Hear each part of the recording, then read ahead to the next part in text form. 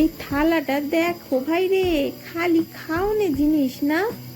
এই থালায় আছে মার হাতের ছোঁয়া আর শৈশবের দুপুরবেলাটা ধরা। এক চিমটে লবণ, পাশে এক ফালি লেবু, আর একটু ঘি ফেললেই ভাতটা যেন অমৃত। কাঁচা লঙ্কার গন্ধে একবারে পুরনো রান্নাঘর মনে পড়ে রে, যেখানে মা দাঁড়ায় বলে, আর একটু ভাত নিবি। তরকারির পাত্রে পটলের সর্ষে, যার ঝাঁজে আছে শীতের দুপুর আর মাটির ঘরের সুখ। ডালটা মুখ, তাতে পড়ছে নারকেল ঝরঝর করে। ভাতের সঙ্গে মাখলে মুখে হাসি চলে আসে আপনা আপনি।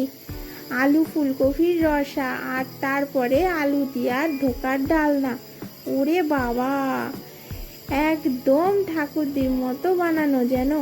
শেষে একটা মিষ্টি টক চাটনি, মুখে না মনেও মিষ্টি লাগে। এই থালাটা শুধু খাওন না রে ভাই, এইটা একটা জীবন, একটা ঘরের গল্প। তুই যদি এইরকম আদর ভরা থালা পছন্দ করিস তাহলে লাইক মারে ভাই, আর সাবস্ক্রাইব না করলে কিন্তু পরের গল্পটা মিস করবি।